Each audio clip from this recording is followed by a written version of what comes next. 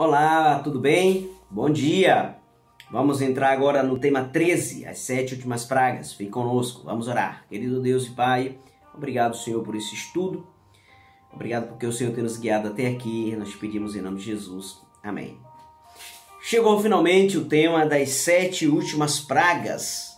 E a gente percebe que dentro da composição literária, essas 7 últimas pragas vão ser derramadas após o último chamado de arrependimento. Após a última oportunidade. Todo mundo vai ter essa última oportunidade. E claro, de acordo com Apocalipse capítulo 7,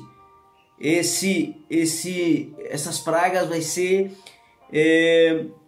depois do selamento dos santos, ok? Então a pergunta é: qual é o tempo do derramamento das pragas? Capítulo 15, verso 5.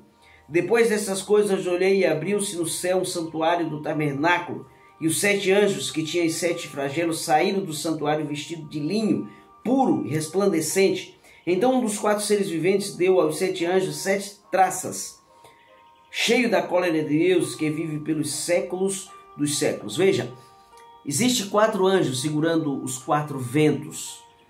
Esses 4 anjos só vai soltar os 4 ventos, que são as 7 últimas pragas, depois da última oportunidade de salvação, do último chamamento, da última pregação, da última oportunidade. Outra coisa, vai ser depois do selamento. O povo de Deus será selado, separado, protegido. Este povo de Deus não receberá nenhum dano de nenhuma das pragas. Fique atento a isso, ok? E por que motivo esses flagelos vão ser derramados? Verso 15, capítulo 15, verso 1. Vi no céu outro sinal grande e admirável, 7 anjos, tendo as 7 últimas pragas, pois com estes se consumou a cólera de Deus. Aqui está Deus derramando a sua cólera sem mistura. Em outras ocasiões, em outras oportunidades, as pragas foram derramadas com mistura de misericórdia. Agora vão ser sem mistura de misericórdia. Sobre quem cairá a primeira praga? Capítulo 16, verso 2. Saiu, pois, o primeiro anjo e derramou a sua taça pela terra, aos homens portadores da marca da besta e os adoradores da sua imagem. Sobrevieram úlceras malignas e perniciosas. Assim como no Egito, as pragas foram derramadas somente sobre os egípcios. Aqui, nos finais da história, as pragas serão derramadas somente naqueles que adoram a besta e têm a sua imagem, e têm a sua marca, e adoram a besta e a sua imagem. Por isso que é importante não ser adorador da besta e sua imagem, como a gente já viu no estudo anterior. Úlceras malignas será a primeira praga, como úlceras malignas teve no Egito. Segunda praga, derramou o segundo anjo a sua taça no mar, e esse se tornou em sangue, como de morto, e morreu todo o ser vivente que havia sobre o mar. E a pergunta é, literal ou simbólico?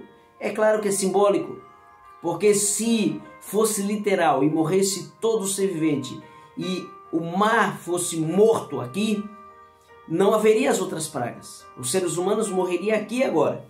É por isso que não é simbólico, é literal, ok? Ou não é literal, é simbólico. E não vai ser em todas as partes, vai ser em algumas partes do mundo. As pragas não são mundiais, são locais. Porque se fosse mundial, a humanidade seria exterminada na primeira praga, na segunda praga, e são 7. O terceiro flagelo, verso 4, 16, verso 4. Derramou o terceiro anjo a sua taça nos rios e nas fontes das águas, e se tornaram em sangue.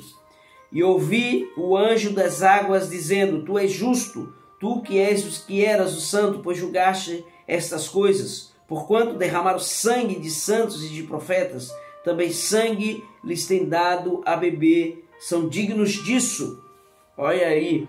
Então, o terceiro flagelo será derramado sobre aqueles que mataram o povo de Deus, que fez o povo de Deus sofrer.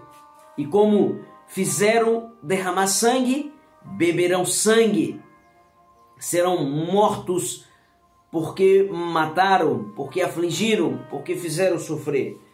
O quarto flagelo, a quarta praga, verso 8 e 9. O quarto anjo derramou a sua taça sobre o sol, e foi-lhe dado queimar os homens com fogo. Com efeito, os homens se queimaram com um intenso calor, e blasfemaram o nome de Deus, que tem autoridade sobre esses flagelos, e nem se arrependeram para lhe dar glória. As pragas estão sendo derramadas, e ainda assim não há arrependimento. Não há mudança, não há quebrantamento, a ira aumenta, o furor aumenta. E aqui a quarta praga é sobre o sol vai esquentar, vai queimar os homens, vai esquentar cada vez mais. E a gente já percebe isso, cada ano que passa o sol aumenta cada vez mais. Quinto flagelo, derramou o quinto anjo a sua taça sobre o trono da besta, cujo reino se tornou em trevas, e os homens mordiam a língua por causa da dor que sentiram, e blasfemaram a Deus do céu por causa das angústias e das úlceras que sofriam, e não se arrependeram de suas obras. Ainda não há arrependimento, e não vai haver arrependimento, porque a porta da graça já se fechou. Perdido já está. O salvo já está. Agora, olha que coisa interessante. Sobre o trono da besta, trevas. Aqui a gente percebe a cena sendo preparada para o grande conflito final, a batalha do Armagedon. Trevas, o ensino, o engano dominando o mundo, as trevas tomando conta da terra, trevas espirituais. Sexto selo, verso 12.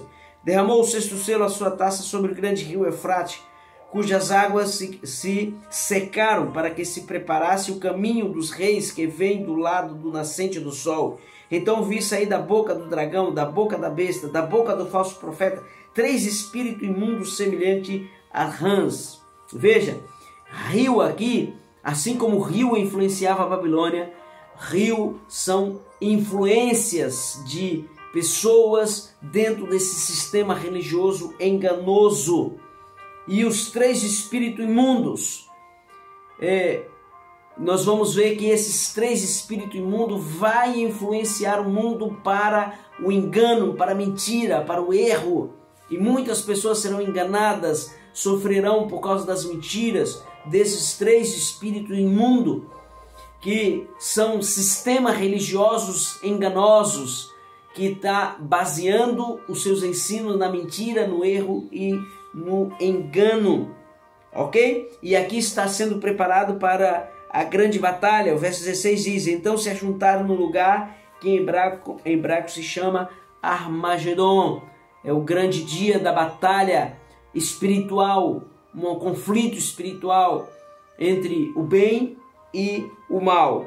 E o verso 17, a 7ª e última praga, derramou o anjo a sua taça no ar, e saiu grande voz do santuário, dizendo: está feito.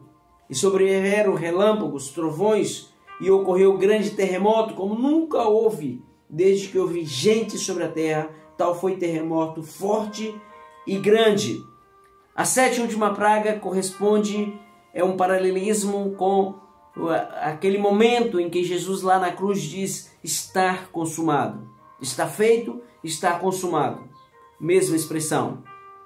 O que significa então? A 7ª e última praga é quando Jesus vem para reclamar os seus. É quando Jesus aparece com poder e grande glória para resgatar os seus. A pergunta que eu te faço é: você vai estar preparado? A pergunta que eu te faço é: de que lado você vai estar? Do lado de Deus, daqueles que serão salvos, daqueles que não sofrerão os danos das últimas pragas? Ou você vai estar do lado daqueles que vão sofrer as pragas, daqueles que adoram a besta e a sua imagem? Qual é a decisão que você vai tomar? Qual é o caminho que você vai seguir? E eu preciso fazer agora a nossa declaração de fé. A primeira é: você está disposto a amar a Jesus acima de todas as coisas? buscando em primeiro lugar para que você não sofra os danos das últimas pragas? Segundo,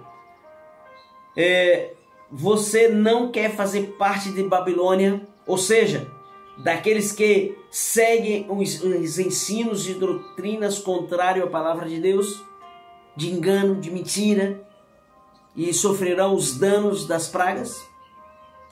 Terceiro, você quer permanecer ligado a Jesus, o único capaz de te proteger contra as últimas flagelos que cairão sobre a humanidade? Se esse é a sua vontade, se esse é o seu desejo, incline sua cabeça, dobre seu joelho, feche os seus olhos, como você quiser, e se volte para Deus agora, enquanto nós oramos. Querido Deus e Pai, nos ajuda, Senhor, a fazer parte daquele povo que vai estar contigo, que vai passar por esse período sem sofrer nenhum dano, não sofrerá os danos das pragas como os israelitas não sofreram as pragas do Egito. Nos proteja com teu sangue, nos liberte, nos salve, nós te pedimos em nome de Jesus. Amém. Que Deus te abençoe. Obrigado por você permanecer conosco. E nós vamos estudar o próximo tema, a queda da grande meretriz. Fique conosco. Deus te abençoe. Tenha um bom dia.